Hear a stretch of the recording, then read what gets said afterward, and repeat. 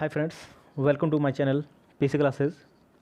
मैं हूं प्रशांत चक्रवर्ती और आप लोगों के सामने मैं एक्स्ट्रा क्लास में एक नए टॉपिक लेकर आया हूं जिसका नाम है भारत में यूरोपीय कंपनियों का आगमन, या यूँ कहें कि भारत में यूरोपीय व्यापारिक कंपनियों का आगमन। जैसे कि स्क्रीन में आप लोग देख पा रहे होंगे। आइए हम लोग इसको डिटेल्स में पढ़ते हैं और क्या कुछ है सारा चीज़ हम लोग जानते हैं। देखिए, कहा कि भारत में यूरोपीय कंपनियों का आगमन प्राचीन काल से ही विदेशी व्यापार हेतु भारत आया करते थे, सिर्फ व्यापार करने हेतु।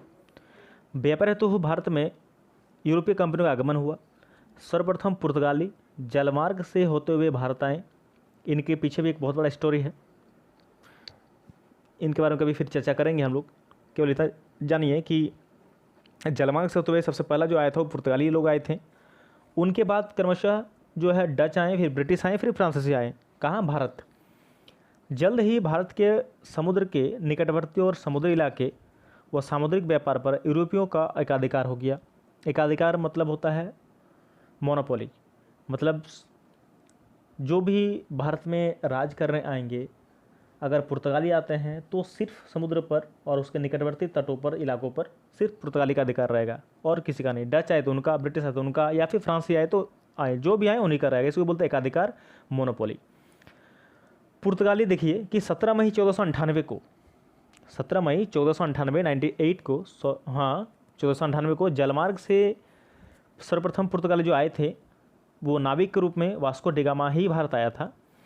भारत के लिए समुद्री मार्ग की खोज का श्रेय पुर्तगाली को ही जाता है कि सबसे पहले पुर्तगालियों ने ही यहाँ पर जलमार्ग की खोज की थी भारत आने के लिए, समुद्री मार्ग की। तो वास्को डिगामा समुद्री मार्ग से भारत के पश्चिमी तट पर स्थित कालीकट नामक स्थान पर आया।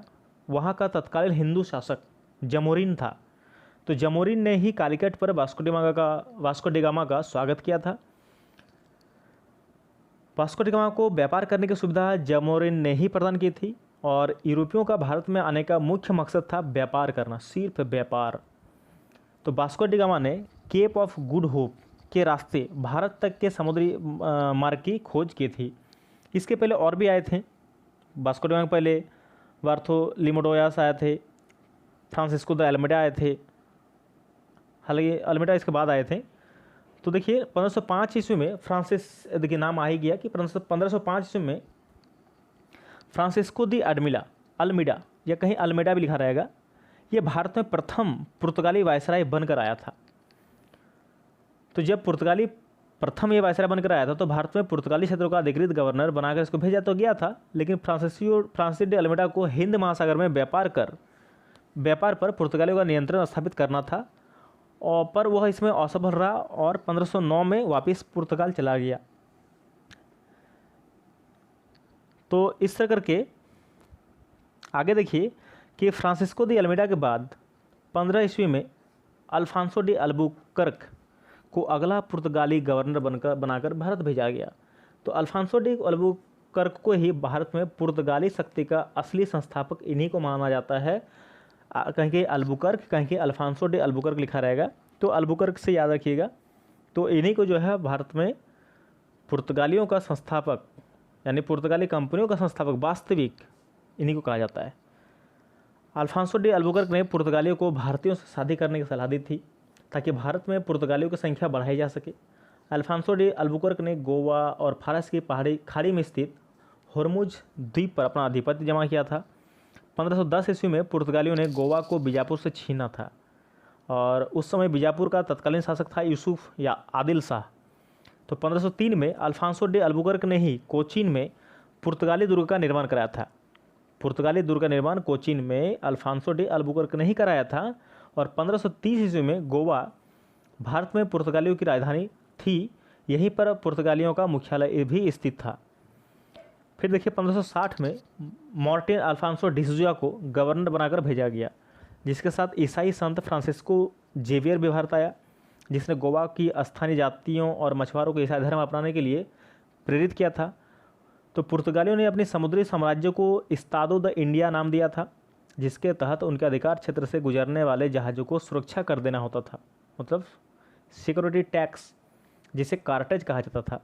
यह एक परमिट की भांति हुआ करता था। मुगल साम्राज्य के महान शासक उस समय अकबर हुआ करता था, तो कहा जाता है कि अकबर को भी ये सुरक्षा कर देना पड़ता था पुर्तगालियों को। भारत में लाल मिर्च, काली मिर्च और तंबाकू की खेती पुर्तगालियों की ही देन थी। भारत में जहाज निर्माण और प्रिंटिंग प्रेस तकनीक लाने का श्रेय भी पुर्तगाली को ही जाता है।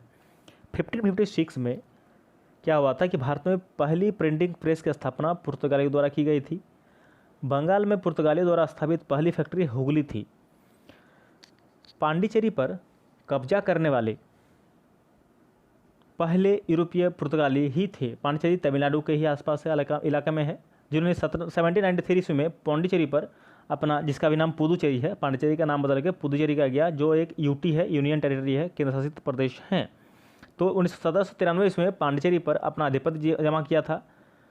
17वीं शताब्दी तक पुर्तगालियों की शक्ति भारत में डचों के आगमन, धार्मिक असहिष्णुता और पुर्तगाली शाही सरकार के हस्तक्षेप के कारण छीन होने लगी, कम होने लगी और भारत में पुर्तगालियों का एकाधिकार समाप्त होने लगा था डच के आने से। अब देखिए डच कौन थे? डच हॉलैंड, यानी जिसको अभी नीदरलैंड कहा जाता है, तो डच वहीं के निवासी थे, नीदरलैंड के यानी हॉलैंड के। 1596 ईस्वी में वे भारत आए। डचों ने 1602 ईस्वी में डच ईस्ट इंडिया कंपनी की स्थापना की थी। डचों द्वारा ही भारत से व्यापार हेतु सर्वप्रथम संयुक्त पूंजी कंपनी शुरू की गई थी। बंगाल के चिनसुरा में डचों ने एक कारखाना भी स्थापित किया था। डच लोगों का मुख्य उद्देश्य दक्षिण पूर्व एशिया के टापुओं पर व्यापार करना था। भारत उनके व्यापारिक मार्ग में पड़ने वाली बस एक कड़ी था, जिसको पार करना था और बस व्यापार हो जाता। डचों ने पुर्तगालियों को पराजित कर कोच्चि में फोर्ट विलियम्स का निर्माण किया था। डचों ने गुजरात, कोरोमंडल, बंगाल और ओडिशा आदि में व्यापारिक कोठियाँ खोली थी। डचों ने पहली कोठी मुसलीपट्टम में स्थापित की तथा दूसरी पुलिकट में की थी। तो 17वीं शताब्दी में डच व्यापारिक शक्ति चरम पर थी, यानी बहुत ज़्यादा पावर में था ये। डच लोग भारत से सूती वस्त्र, अफीम, रेशम तथा मसालों आदि महत्वपूर्ण वस्तुओं का क्या करते थे? निर्यात करते थे, मतलब यहाँ से भेज देते थे। 1759 में अंग्रेजों और डचों के मध्य बेदरा का युद्ध होता है, जिसमें डच इतनी बुरी तरह से हारते हैं कि भारत से उनके पैर ही उखड़ जाते हैं। मतलब पुर्तगाली के ऊपर शासन किया डच, अब डच को हराया अंग्रेजों ने। अब आएंगे डच के बाद अंग्रेज आएंगे। डच ने तो डच ईस्ट इंडिया कंपनी स्थापित कर ही दिया था। अब अंग्रेज आएगा और ये ईस्ट इंडिया कंपनी यहाँ पर स्थापित करेंगे। डच को हराया और यही कारण था कि 18वीं शताब्दी में अंग्रेजों यानी ब्रिटिश के सामने डचों की शक्ति एकदम छिन्न पड़ गई। अब देखिए अंग्रेजों का कि भारत में व्यापार हेतु आए सभी यूरोपीय कंपनियों में से अंग्रेज, ब्रिटिश सबसे शक्तिशाली थे। इसीलिए तो भारत में 200 साल तक शासन किया। 1599 ईस्वी में जॉन मिल्डेन हॉल नामक पहला अंग्रेज भारत आया था। 31 दिसंबर 1600 यानी 31 दिसंबर 1600 में इंग्लैंड की तत्कालीन महारानी एलिजाबेथ प्रथम द्वारा ब्रिटिश कंपनी को भारत से 15 वर्षों तक व्यापार हेतु अधिकार पत्र प्रदान किया गया और स्थल मार्ग से लिवेंट कंपनी को तथा समुद्री मार्ग से ईस्ट इंडिया कंपनी को अधिकार पत्र प्रदान किया गया था।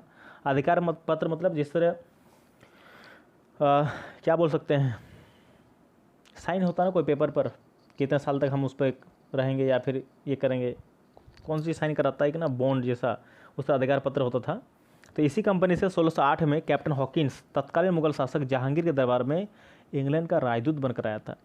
भारत में अपने व्यापार को बढ़ाने के उद्देश्य से हॉकिंस ने सूरत में बसने की गुजारिश की और जहांगीर को उपहार स्वरूप दस्ताने और इंग्लैंड में प्रयोग की जाने वाली बग्घी दी, जिससे प्रसन्न होकर जहांगीर ने कैप्टन हॉकिंस को इंग्लिश खां की उपाधि प्रदान कर दी थी। पुर्तगालियों और अन्य स्थानीय व्यापारियों के विरोध के कारण जहांगीर चाहकर भी अंग्रेजों को सूरत में बसने का ज्ञान न दे सका। फलस्वरूप अंग्रेजों ने बलपूर्वक 1611 ईस्वी में कैप्टन मिडल्टन और द्वारा स्वाली नामक जगह पर पुर्तगालियों के जहाजी बेड़े को हराकर भगा दिया, जिसके परिणामस्वरूप 1613 ईस्वी में जहांगीर ने फरमान जारी कर अंग्रेजों को सूरत में अस्थायी व्यापारिक कोठी बनाने की आज्ञा दे दी। ईस्ट इंडिया कंपनी द्वारा 1613 में पहला कारखाना सूरत में स्थापित किया गया था और अंग्रेजों द्वारा पहली व्यापारिक कोठी 1611 में मुसलीपट्टम में खोली गई थी। 23 जून 1757 में हुए प्लासी के युद्ध के बाद अंग्रेजों ने भारत पर पूर्णतः प्रभुत्व हो गया था, पूरी तरह से कब्जा जमा लिया था। प्लासी का युद्ध ब्रिटिश ईस्ट इंडिया कंपनी तथा बंगाल के नवाब उस समय थे सिराजुद्दौला, उन्हीं के बीच में हुआ था, जिसमें अंग्रेज सेना का नेतृत्व किया था रॉबर्ट क्लाइव द्वारा किया गया था। और तत्पश्चात 22 अक्टूबर 1764 में बक्सर के युद्ध में अंग्रेजों की जीत के बाद भारत में कोई भी ऐसी राजनीतिक शक्ति या शासक शेष नहीं बचा था जो अंग्रेजों को हरा सके। देखिए प्लासी के युद्ध में एक गड़बड़ हो गया था। जिसमें सिराजुद्दौला को, नवाब सिराजुद्दौला को धोखा मिला था उन्हीं के सेनापति के द्वारा। इसका भी एक बहुत अच्छा रोचक कहानी है, रियलिटी है, ट्रू स्टोरी है। इसका भी कभी एक दिन वीडियो बनाएंगे हम, है ना। उसमें रॉबर्ट क्लाइव ने कहा जाता है कि रॉबर्ट क्लाइव एक ऐसे सेनापति थे या ऐसे अंग्रेज अधिकारी थे जो सबसे ज़्यादा उस समय पैसे लूटे थे भारत से। फिर था बक्सर युद्ध में भी हो गया।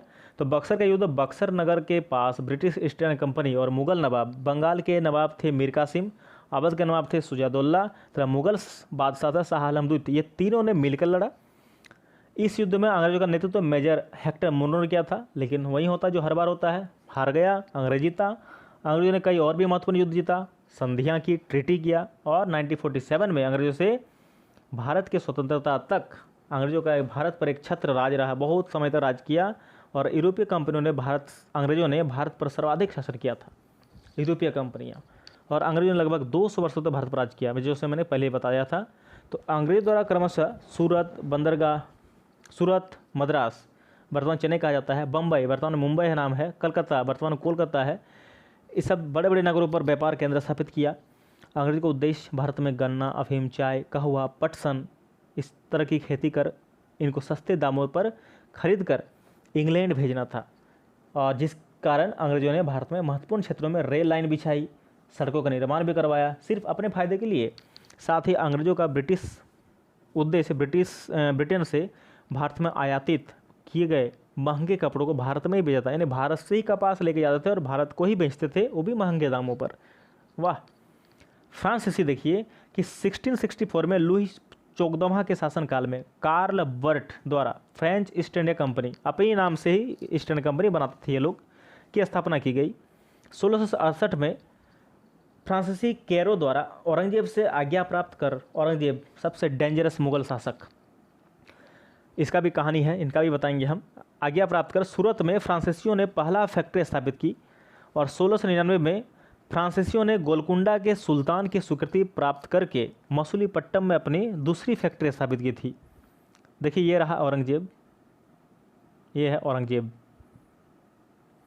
उसका देखिए फ्रांसीसी मोर्टिन ने 1763 में बलिकोंडापुरम के सूबेदार से एक छोटा गांव प्राप्त कर पौंडीचेरी की नींव रखी। तो 1774 ईस्वी में बंगाल के सूबेदार उस समय थे शाइस्ता खान ने चंद्रनगर में कोठी बनाने की आज्ञा प्रदान की। 1742 ईस्वी में फ्रांसीसी गवर्नर डुप्ले द्वारा फ्रांसीसी शक्ति बढ़ाने और भारतीय राज्यों पर कब्जा करने के कारण फ्रांसीसी और अंग्रेजों में संघर्ष प्रारंभ हो गया। फलस्वरूप इन दोनों के मध्य 3 युद्ध हुए, जिन्हें कर्नाटक का युद्ध के नाम से जाना जाता था। कर्नाटक का युद्ध भी बहुत लंबी कहानी है। सभी यूरोपीय कंपनियों का भारत में आगमन व्यापार हेतु ही हुआ था, लेकिन धीरे धीरे उनकी लालसा इतना बढ़ गया था कि इन्होंने साम, दाम, दंड, भेद जैसे सभी तरीके अपनाकर अपने व्यवसाय की जड़ें मजबूत करने की कोशिश की। इन सब में अंग्रेजों की नीतियाँ और कार्यकुशलता के कारण उन्होंने भारत पर सर्वाधिक वर्षों तक राज्य किया।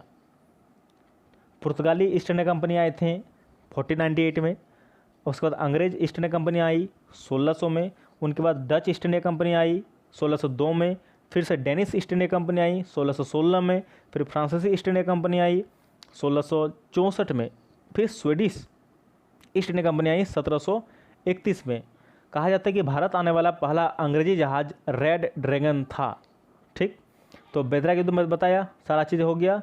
इस तरह करके जो है भारत में यूरोपीय व्यापारिक कंपनियों का आगमन हुआ, लेकिन आगमन तो हुआ, लेकिन भारत को बहुत ज़्यादा हानि इसमें उठानी पड़ी। और क्या बताएं, बाकी से आप जानते ही हैं। चलिए, वीडियो तो आप अच्छा लगा तो आप इसको लाइक कीजिए, अपने दोस्तों में शेयर कीजिए। और हाँ, अगर आप इस चैनल में नए हैं तो कृपया मेरे चैनल को सब्सक्राइब